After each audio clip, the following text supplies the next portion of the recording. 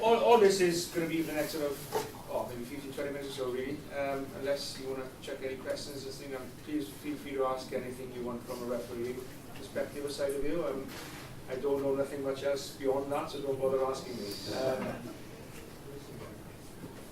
All this is really is what you'll probably see over the next coming weeks, all the Rugby Championship games, and international windows will start a week yesterday, when Australia played New Zealand. Some of the new directives of the way we're supposed to referee the game moving on for this season. That then obviously may well be something totally different that you will see week in, week out, with the levels of the game being played, but nevertheless the laws are exactly the same, apart from the odd slight amendments that are in sort of junior pathway rules rather than the laws of the game.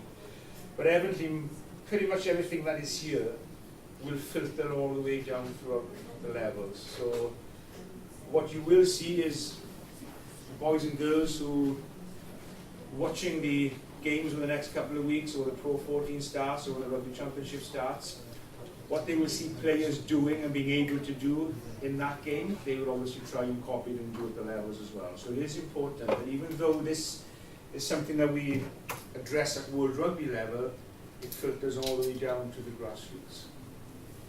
You may well look at some games of the telly and think, well, you know, that doesn't happen on a Saturday when I'm refereeing, or when I'm watching the game, or when I'm playing the game, or when I'm coaching the game.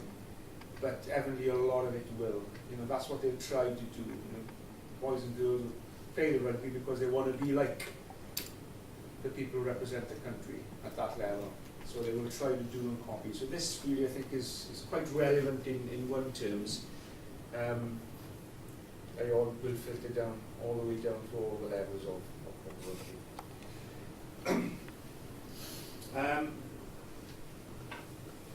What happens pretty much now, maybe 3, 4, 5 times a year, we get together as a group of referees, international referees in camps, and we discuss issues that are raised during the season. So for example, after the Six Nations, all the world tier 1 coaches, so your top 12 countries, and about 4 or 5 of us as referees, and the referees manager, we all get together in a meeting after the Six Nations finishes, and we'll address issues that we feel as referees that were happening in the game, that players were, you know, doing a certain type of play that was not within the law, right on the boundaries of the law from a safety point of view. And the coaches will tell us, look, we don't think that this law is refereed very well. There's a lot of inconsistency in this area, so then we get together and address this. So this is where all this comes from, is feedback from coaches, obviously via the teams and players as well, and from the referees. And then we all get in an agreement where we move on with stuff. One thing I do notice, which I've been on coming into the tackle here actually, one thing I do notice when I do referee some junior games, or when I watch some junior games, and this could well be a coaching thing that could be addressed, but what I certainly do see is a lot of sealing off players off their feet, sealing off, much more than I would see in a professional game or a semi-professional game when you referee that game. There seems to be a lot of people going to ground and sealing off, which obviously is legal, but also can be quite dangerous as well. You're talking attack or defensively then? Sorry? You're talking attack? Attack and defence. Yeah, when I referee some junior games, especially school games and stuff, I see a lot of kids going in, sealing off, neck down into the ground and sealing off. Yeah. Which I don't come across that much as often at the higher level. That's just a thought that I have. You may well tell me, well, no, we don't see that, but it's certainly something I'm aware of, and something I think is quite dangerous, particularly if young people have not matured bodily wise as strong as players who are playing at the right elite end of the game. You know, the body is used to the contact day in, day out, and the training is according to that. So just something to bear in mind, really, okay, because that will be covered here. So, priorities, what you prioritise as a referee in the tackle area. The tackle area is the most important part of the game. It is also probably the most difficult part of the game to referee as far as consistency goes. Because this is the key to the game. If you get this wrong, then the game is all wrong. Because you will end up getting penalties, which means a stop-start. You will end up giving scrums. You will end up giving unplayables, and the continuity of the game is affected. And all the continuity of the game comes from this. So this is the key to the game. You get this right, and pretty much everything else then will fall into place afterwards. If you get this wrong, then it's going to be a tough day. So priorities, first of all, tackler. That's the first priority for the referees. The tackler must move away. Now I know when you may tell me different. I know when you are coaching or when you're playing, when you have the ball, you want the opposition to move away because you want a quick ball. When you are coaching or when you are defending as a player, you want that ball to be slow for the opposition because you don't have the quick ball. So we then, poor buggers, are stuck in the middle with, when you have the ball, you want a quick ball. When you don't have the ball, you don't want the quick ball. So the priority for the referee is to get rid of the tackler quickly. Tackler must move away to get the ball available. If you do that, then everything else then follows through much easier. If you don't get the tackler out of the way, then everything becomes slow, people get their hands in, the ball comes slow, the play becomes slow. So that is key. It's key to getting that key in the lock to start turning it, to get the mania of the game right. Get the tackler out of the way. If they're not, don't move away, they get penalised. And tackling players as well. Now this is another trend. And again, this is why I think it's quite important that we do touch on this for you today, is because what happens at the international level now, or happening down here, is the tackler will tackle the ball carrier, and then the ball carrier will grab the tackler's jersey and hold him there, prevent him rolling away so that they can get the penalty. We see that happening in games at the top level. I haven't seen that happening for the few junior games that I refereed in the last 6 months. I haven't seen that happening. But, and a couple of the girls rugby that I watched, I haven't seen that happening. But, if it is happening at that level, just be aware it's something that will filter out. Players will catch on and see I can get a penalty out of it. So, we need to move the tackler, but we also need to be aware that the tackler is allowed to move, it's not being illegally held in as well. And this is just, I'll just show you a quick example here. I'm not very good on this, so bear with me on this one.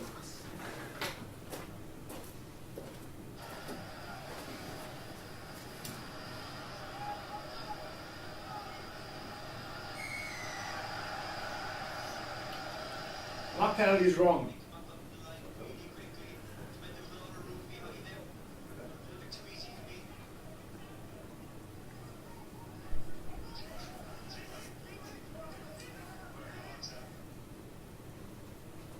Do you see what happened there in those two clips? In the first clip, because the referee didn't move the tackler, the guys coming in to clear out to win that quick ball could not clear out because there's a body in the way. So the defending side get their hands in then and win the turnover penalty, but it should be the penalty the other way because the tackler didn't move.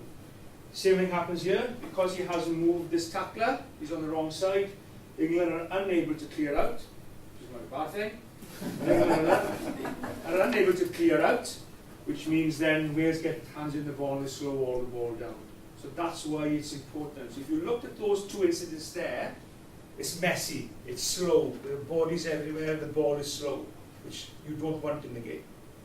You want it when you're defending. But everybody watching and everybody playing or supporting that attacking side, they want that quick ball. That's why it's important to get that tackler out of the way.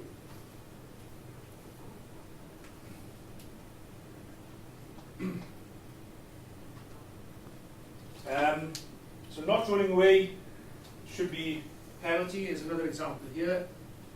Example here. Any questions on the tackler? Yeah, you make a tackle, I mean, I'd hold on to the tackle, make sure he goes to ground. But if I'm leaving him to go away, is You he leave? Gonna, is he gonna, I'm not tackling now and move on to it?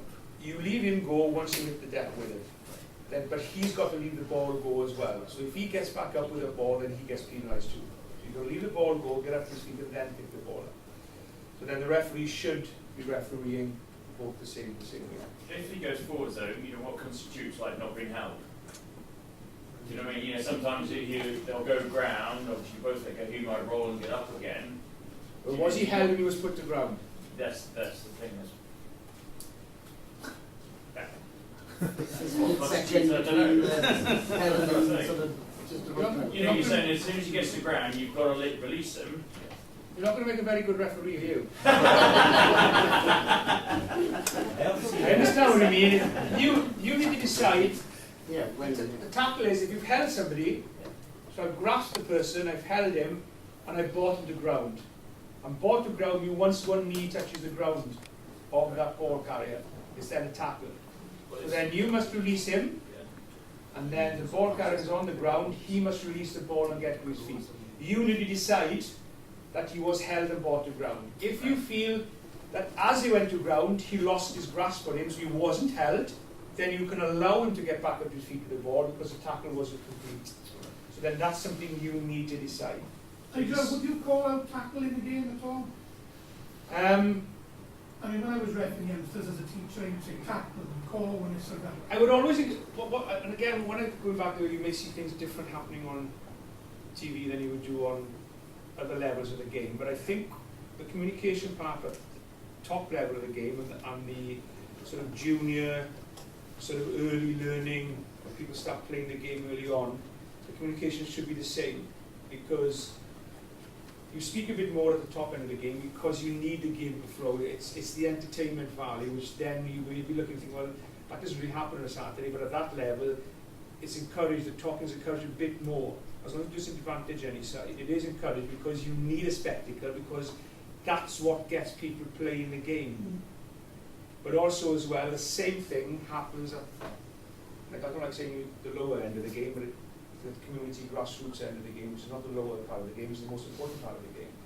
But at that level as well, you need to communicate a lot in telling people that's a tackle, so they know, because they're learning the game as well. So it is important, I would say, at that level, that you encourage them and talk to them and say, you know, tackle complete, let the ball go. Now you don't want to do that in every tackle, but sometimes you will need to communicate that.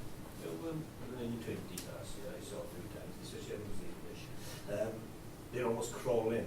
Once they get tackled on the floor, they crawl in along. Yeah, and that's again, this is a coaching ploy. What the coaches are doing now, they're encouraging players, when you get tackled, get that little crawl a little further, if you can, to get away with it, which means that the defending side then, when he goes to get the ball from you, you moved, and that gives enough time for his support players to come out and win that, come in and win that ball back. But if his knee's on the floor, is that legal?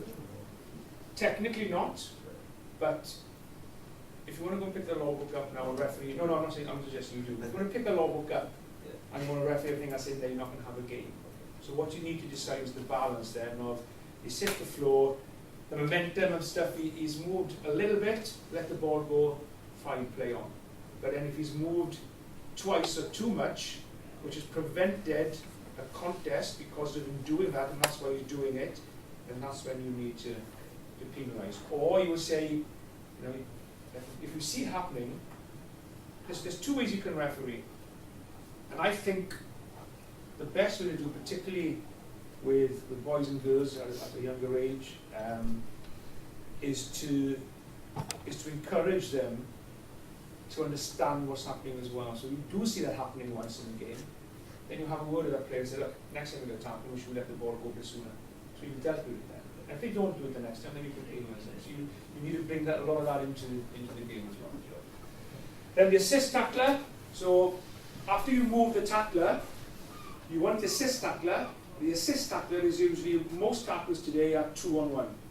So one player will tackle, the other one will go in as you go to ground to rip the ball. But you can't do that. Unless you're making a tackle and you're on the ground as well. When you're on your feet, you've got to release before you regather to win that ball. So this is what this assist tackler must do. Come on, you know, that's all. So the assist tackler must clearly release the ball carrier before he can move the ball. So two players, one is the ball carrier, the other is tackler, they're being tackled, they go to ground, and as they go to ground, the assist puts his hand on as well, the ball carrier, to help him to the ground. And when he's doing that, then he grabs the ball for a turnover. he can't do that. He must let it go and then gather it after the tackle is made. Now, if he grip it before he goes to ground, then it's play on because the tackle is incomplete. So there's an example of here. See, there needs to be a clear release.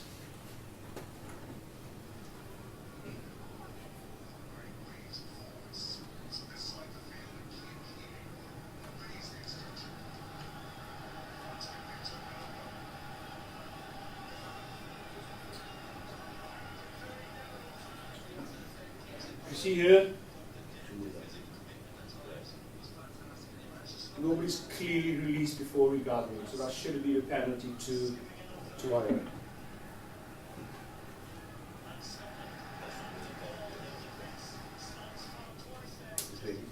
Same here.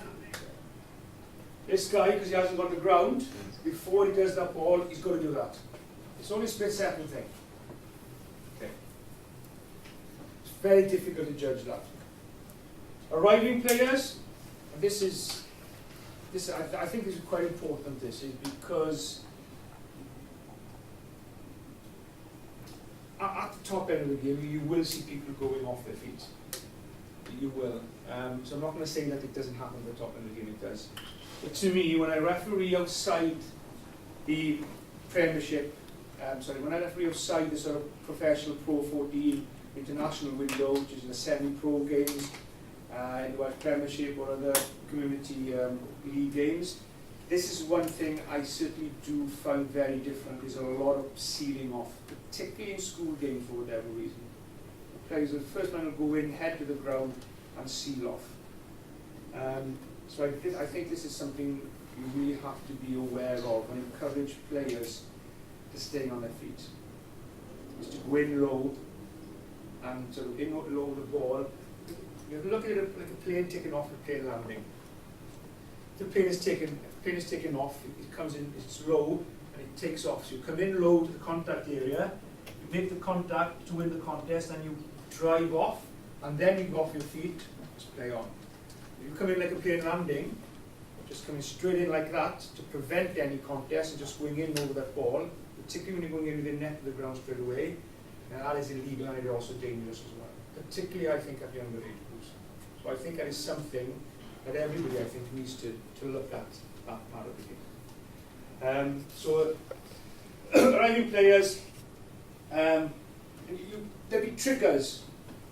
There'll be triggers when the sealing off happens. The trigger will be if a tackle has been won by the defensive side. So I tackle somebody, and because I've hit them hard, I've won that hit, which means I'm tackling them and I'm driving them backwards, which means now they're under pressure now because I've got the momentum. My players now are going forward into that. When that happens, that's when the defensive side tend to seal off, because they know if they go in to try and legally contest that ball, I've got the momentum because I've won the tackle contest, which means I've got the slight advantage now of being able to win that and win the ball. And that's when the defensive side, which does it more often than not, tend to be off their feet because they go in to seal that ball to prevent us being able to win it back because we've won that first initial contact hit. Most of the other tackles you'll see, the ball carrier will tend to go forward when the tackle is made. But the ones they're not, when they're driven backwards, that's the trigger for you. The next guy coming in defending may well be going off his feet to seal that ball. Okay? So, no hands on the ground, not supporting the body weight, head into the ground, and players off the feet cannot continue to play the ball. So we'll just show you this clip. Yeah? How are referees interpreting then the guy going in to try and jack him for, and then unfortunately, through no fault of his own, his second arriving support player, through his momentum, knocks him off hands the ball. Are you reckon that are we refereeing that positively, as in, the guy wasn't trying to do it illegally, he was trying to do it legally, but unfortunately his teammates have knocked him off and he's gone onto his hands, is that? Yeah, a very good point. Let me show you this. Okay. This may give you, when I explain to you then, this may give you a better picture of exactly what sealing off is and what isn't, which is, I think, what you're asking.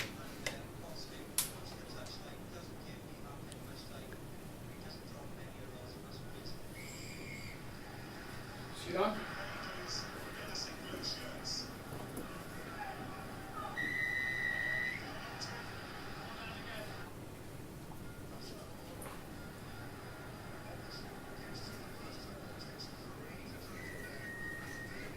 See? Mm.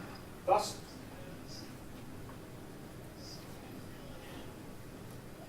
That one's more, that's the more that, you know, where he's trying to be these are the obvious positive, ones. yeah. Yeah. Right. Unfortunately now, poor old, Those are the obvious ones. You're going to get people on the ground because it's a contact game. So when people come in to win that contest, something's going to give. Somebody's going to land on the ground. It's the way they come in. So if you come in positively, in low, and you're looking to come in low to drive to win that contest, or you're coming in over the ball like this low to win it, and then you get driven off. As long as you don't stay on that ball, then after you've gone off your feet, then you play on. okay, Because his so it's actions whether are positive. it sounds on. The ones you want to get are the ones you saw coming straight in like that. Mm. If you go back to the French one, which is probably the best example here, these are the ones you need to get.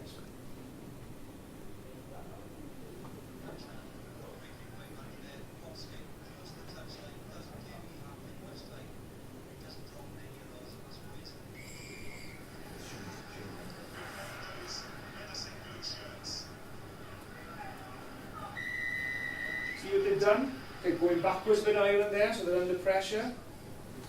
This is the one, these are the ones we really should be getting. Okay? Happy with that? It's just the obvious, Yeah, you just yeah. look at the ones. It's the referee's interpretation of it, because sometimes Yes, it's it is. gained for, although the guy's been really, really positive, trying to stay on his feet, unfortunately, right in sport, and then the referee's made that. Then you should be penalised then.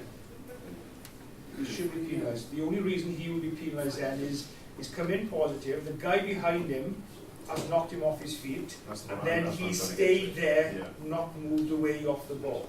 So that's what the penalty would be. It would be for the next stage of what he did, not because of the first stage.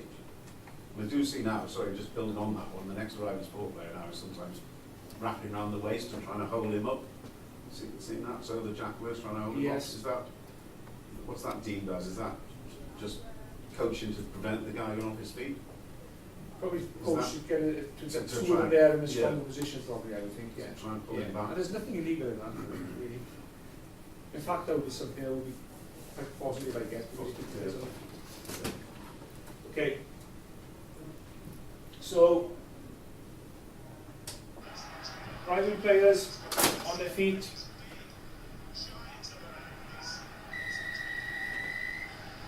But the Irishman wasn't on his feet there. I would say it is. These are This is, the- this is why the question mark is Yeah. here. It's not released in there, is it? His hands are on the floor to start with. Right. Oh, stop it. Oh, no. No, I'm not saying. No. Right. No, that angle, if you pull his hands away. Okay, let me flat just in his take face. it back a bit then. What is wrong with hands on the floor? Well, the rules say you can't put your hands on the floor. No, it isn't. Well, when you're going to fetch the ball, yes. No. Because you've got in front of the ball. No. All right, okay. What the law says is you must support your body weight. So if you're supporting your body weight, so if there's a player on the ground, and if I got my hands on my feet here, so Yeah. if I got my hands on the floor here, who's keeping me up, the floor or me? Yeah, you. Well, Yeah, so I'm supporting my body weight. If I move my hands, I'm going nowhere. If I come in like this, Well, that's the angle he was. well, that's what you need to decide. That's why there's a question mark on that one, because it's 50-50, is he supporting his body weight or not? If I'm refereeing, if it's a 50-50 and I'm not quite sure, I'd rather let it go. If you think, well, he's not supporting his body weight, I'm going to penalise him, then you penalise him. You need to decide, is that supporting his body weight? But don't get mixed up with hands on the floor. Hands on the floor is not illegal. It's hands too far beyond the ball on the floor, which means you're not supporting your body weight. That's what's illegal. And is that what it says? I've not read the book, but the example you showed supporting your body weight. If I do a full press up, I'm supporting my body weight, but that's illegal. Does it say support your body weight without using your hands, does it? No, it says a player must support his own body weight. Yeah, which I would be if I was outstretched. No, but what's keeping you up? The floor. Me, No, the floor. do they? Yes. Take your hands away. Take your hands away. What's So going then to I'm happen? not supporting my body weight then, am I? And exactly, that's why it's a penalty. So I'm supporting my body weight with my hands. Yeah, No. but But it's when not he illegal goes to with do the that. feet. That's what I'm asking. Is that I've not read the book. Does it say you've got to support your body weight without using your hands then? No, it doesn't say that. It doesn't need to say that. It says a player arriving must be supporting his body weight. Supporting his own body weight is With his hands. not using your hands. Which Your hands is not keeping you up. That's the question. Yeah, no, I don't know, I read the book, but because I thought you said you could use your hands. You can. Is that interpretation then? What you say? That you can't use your hands? Interpretation is it your hands, is it the ground that's keeping you up, is keeping you on your feet? Or are you staying on your feet yourself? Right. So whether it's with your hands or not. So if I'm here, and there's usually a player on the ground, there's been a tackle, so there's a player on the ground, and my hands are on the player here. My hands now are technically on the ground, because they're on a player who's on the ground. There we are, look. Right, so I come in here, and I want to be strong over the ball, and I'm here. Now my hands are technically on the ground, because they're on a player who's on the ground, it's the same thing. Now, if he rolls away, just move away, I'm still supporting my body weight. So I'm supporting my body weight, not him. Now if I come in here, and I do this, and he rolls away, then I fall to the ground, because I'm not supporting my body weight. So the same principle with your hand. If you come in, and your hand is on the ground, if my hand is on the ground like this, and I if I come in and my hands are on the ground here, I'm still on my body weight. So I'm supporting my body weight, my legs are keeping me up. Through your legs? Yes. Right, that's what I was trying to clear, because I thought we Okay. were missing the trick. Because if the rules don't say you can't use your hands, But what the rules say is you have to be on your feet to play rugby. You have to be on your feet. You have to be on your feet. right. So If your hands are irrelevant, this is what I'm just, your hands are irrelevant. So No, I'm you have with to- it now, if that's all right. That's what I was just trying to clarify in case we could. You're the wrong way around, Grace. Well, I'm sure now. Sure, no, yeah. I haven't read the law for you myself, my friend. Okay, so supporting your body weight, okay.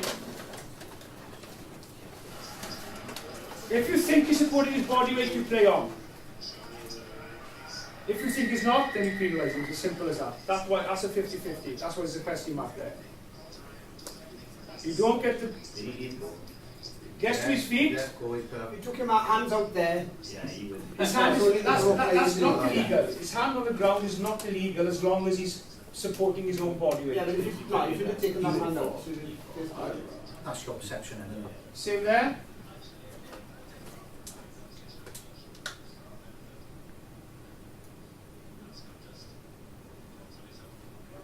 I would be playing on, I would not. I haven't seen nothing wrong with that. His hands are on the ground, but I still he's strong enough to keep his a positive body position. Question, Nigel, obviously court's protected everything, so the scooping now, is if you're obviously on your feet defending, the scooped So when you scoop, you have to be supporting your body weight. Yes. So my ball is the floor and I do not scoop it back, you're fine, I'm supporting my body weight. So If I go, what would be the trigger for you is when the hands go too far beyond the ball and then come back on it. If he's on his feet over the ball and his hands are touching the floor around the ball, he's probably still supporting his feet. But if he's stretching out first and then coming back on the ball, then he's overextending. The ground is keeping him up and not his own body weight. That's what you need to decide. I wouldn't worry too much about those because they are 50-50s. The ones you want to get are the ones that are clearly going in off their feet.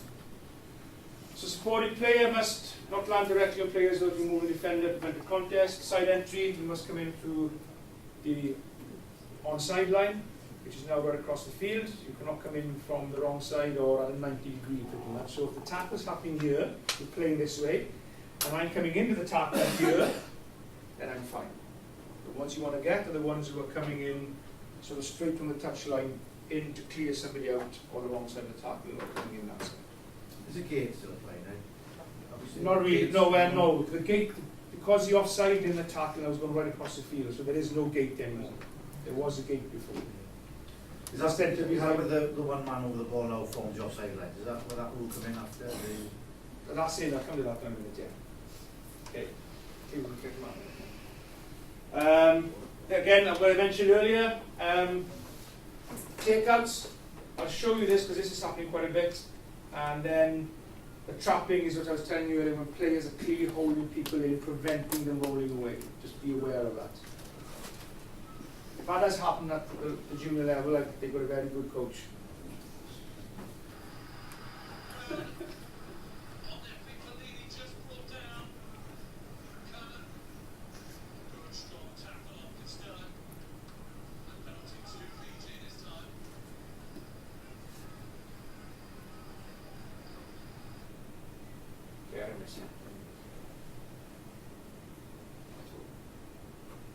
Plan neu chwarae.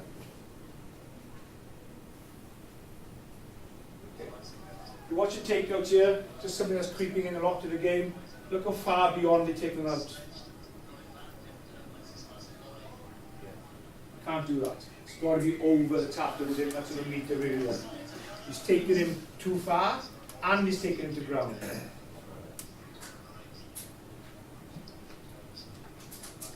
Now, if he'd have let him go and not taken him to ground, then he could have possibly played on. He's actually taken him too far and taken him to ground. There's one here as well.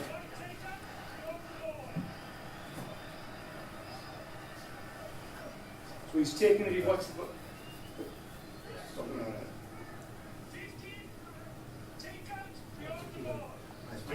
All day anyway. Stop it, come on. The coaches were really...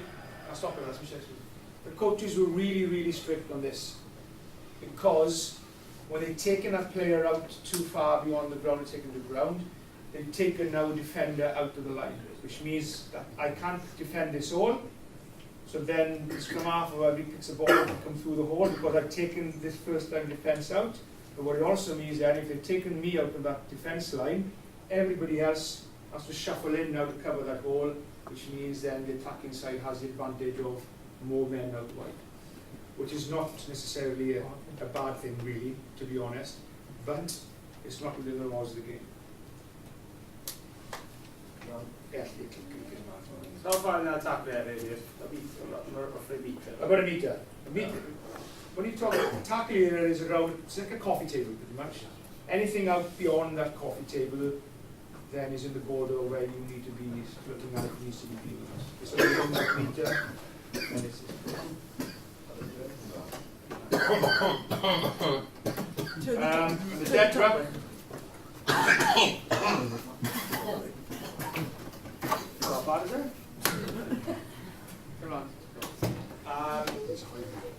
And just a law clarification on the ruck. A law is formed, ruck is formed. There's a slight difference here, and this is why I want to just cover this for a couple of minutes and then we'll wrap it up.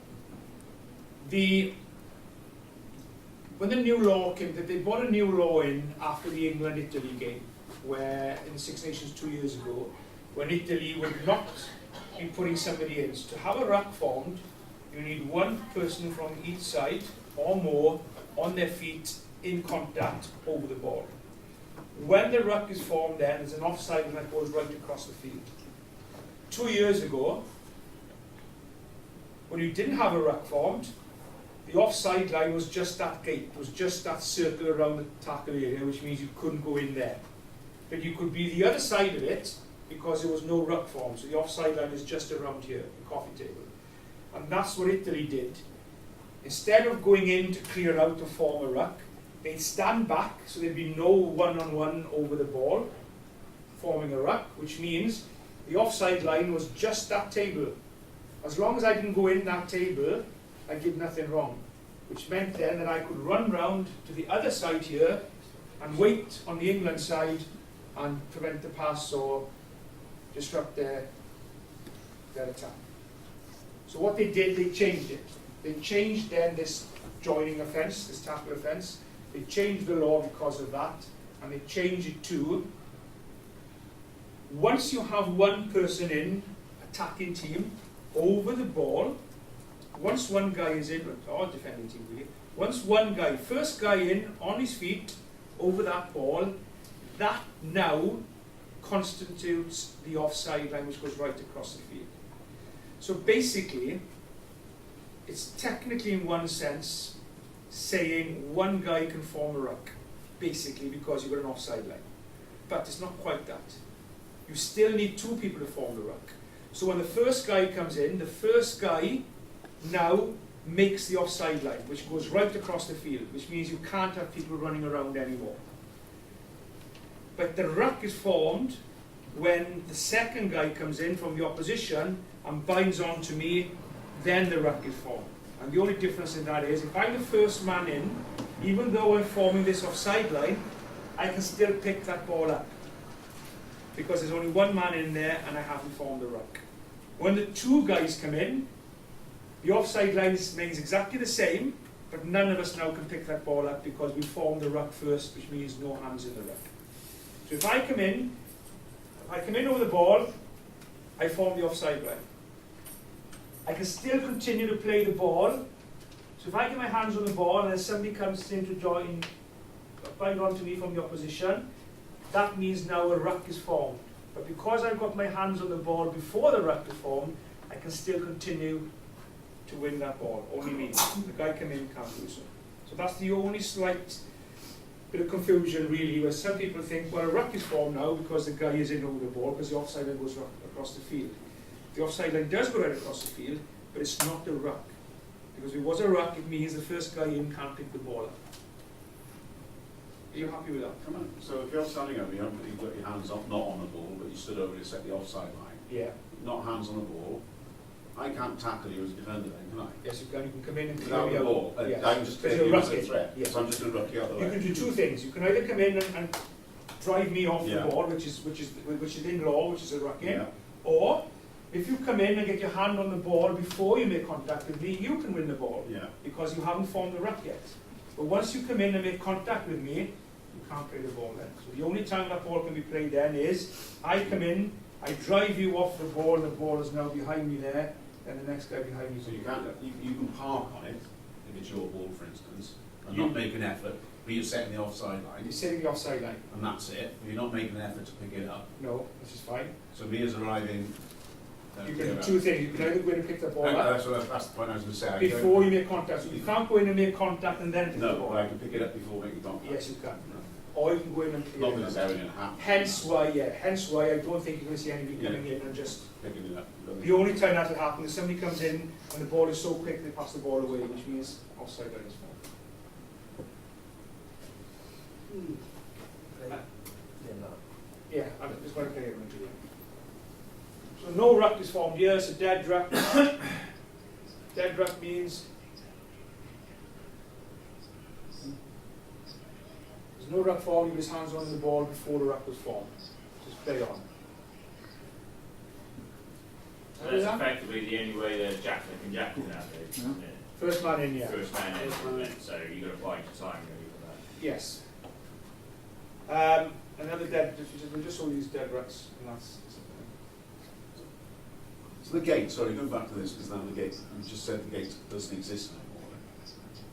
there's no gate anymore, it's an Yeah. offside line across the So field, where can, yes, behind that line. it's still going anywhere from the other Yeah. line. Well, you've got to be coming obviously in a straight direction, don't you? You've got to join that tackle from your own side and behind the offside line.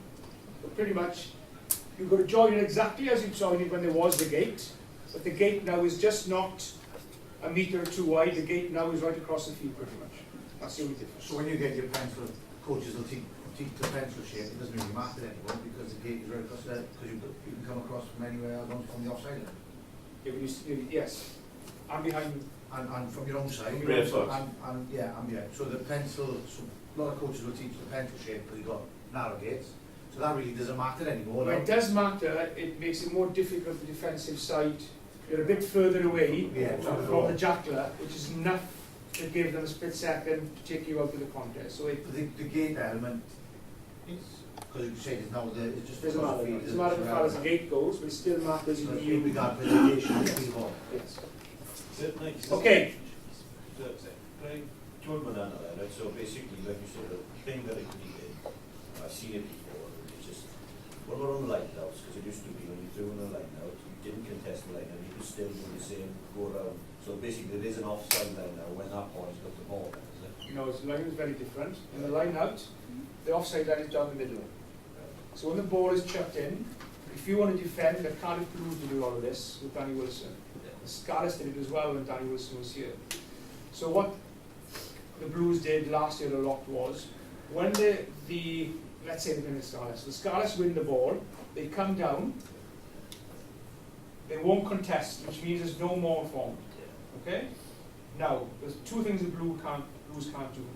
The Blues can't leave that line out until the ball has left it, until the line is over. So they've got to stay. So once the ball chucks in, the Blues can't step back. They can step across and not contest them all, but they can't move off it because you can't leave the line out to the line out ends. So when the ball is chucked in, they can't leave it to make that space. The other thing they can't do, if the ball is caught here and comes down here and nobody moves, they can't cross that offside line now and go round. That's what they can't do. So what the attacking side does then, they come down with the ball.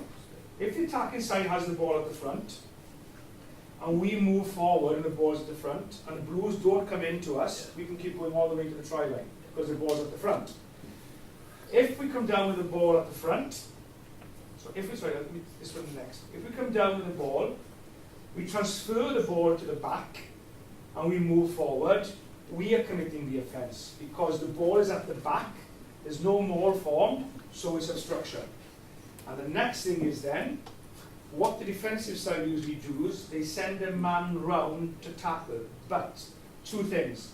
If I have the ball at the front and I'm moving forward, and they send a player around to tackle the guy at the back who hasn't got the ball, it's a penalty because you're tackling a guy without the ball. If I just move slightly and I pass the ball to the back and they run around and tackle the guy at the back, then you play on because they've actually made a tackle before I committed any obstruction offence. And that's basically the line. When can you sack that defence, or can you tackle that when they go down with the ball? You know they're coming down. Is that when you have to tackle as soon as it hits as soon as the guy comes down and hits the deck. Right. Okay. But you can only sack him. You can't sack his defence, his support players. What if you're a very good coach team? What you will do, you'll sack the ball carrier and the side, the two guys by the side who support him. You'll sack them all as one, which is impossible to referee or penalise. But if you just the ball carrier, if I'm the ball carrier and you sack a guy, pull him down there, then you get penalised. But if you sack me and him down at the same time, then you play on. But you can only sack him once he hits the floor. Once he hits the floor, and you come in to sack him, but you fail to sack him, you've now formed a maul. Hence why you get penalised there because the sack is too late. So the sack has got to be immediately. Any other questions? The ball leaves a ruck when it's. You're saying in refereeing, the ball leaves a ruck when the ball is out when a bird can shit on it. So it's still under somebody's body or feet, it's not out. Once it's out behind there, the bird can shit on it and the ball is out. So if the ref asks you, if you're refereeing a game, a player asks you, is the ball out? Then just say, well, can the bird shit on it? Nigel, there's a lot of questions I get about the hook. The lift of the leg, and we've had this conversation today, the lift of the leg. No, lift of the leg to drive, obviously if they tip out it, and it's dangerous, then there's nothing illegal with a hit, unfortunately, there's nothing illegal with a hook of the leg. Right. What's illegal is your action afterwards. So if you hook somebody and you drive them back, it's fine. It comes when you hook them and you turn them. So once this elbow, so I'm tackling now or hooking somebody. You're tackling somebody and I drive them back. If I'm doing this and driving them back and they land back, you know, like some of the big hits we see, then it's playing on. It becomes illegal when they start driving them back and then you see this doing that, which now you're taking them above the horizontal, and then what happens next determines not if it's an offence, what happens next will determine if it's a penalty, yellow card or a red card. But once you see that, if you're doing this, it's not a problem. That's the momentum of the tackle. But once this goes like this, then you're in trouble then. Now if you do this and then realise, oh shit, and then you bring him down safely, you play on. But if you lifted him, it's an offence. It determines then on the sanction on what happens next. Any more questions? So if you're attacking and the defender like holds you and then another one comes in, then so they're held up then. Is it two of you now? Two ball carrier or one defender? Two defenders. Okay, or one ball carrier, okay? They lift their legs off the floor. They lift your leg off the floor? No, the attacker's leg come off the floor. Is that them up high? Is that how they can... They're holding them up? Yeah, so they're holding them. What does the referee do then? Because Too stronger, just lift it off the ground. That's what she is. She can't move that. When you lift somebody off the ground, you have the onus to bring them back down safely. Oh, yeah. So I would say if you lift somebody up, And it's not you moving, can't it's hold this them up one. there, you must bring them back down. So is it a maul or is it just held up there? No. Because we got Are penalised. you talking about, Fence. are you talking about lifting people's feet actually off the ground? No, Yes. just trying Not to that. hold them. Yeah, they're holding them up. Yeah, no, okay. It- Sorry, no, I no. thought you were asking about lifting somebody off the ground. So you've got the ball and I lift you physically off the ground. That's what I thought you were asking. You're not asking that, are you? Nah, just holding them. Right, okay. So you're asking the Irish ploy, which is two defenders get in, they stop you from getting to the ground so they form a maul. Yeah. Right. The maul is not formed until another of your teammates come in. So 2 defenders and 1 attacker. No, 2 attackers, Two 1 and defender. two. No, it's before that. You could have it 2-on-1. Two Maul is from the formed. ball Maul is carrying formed. team is the best way, isn't it? Huh? 2 from the ball carrying Yeah, team. 2 from the ball carrying side, Yeah, you would in 1 defence. defender. Yeah. Yeah, I know, but yeah, let me explain what the maul starts with this. 2 ball carriers, 1 defender. Maul technically formed.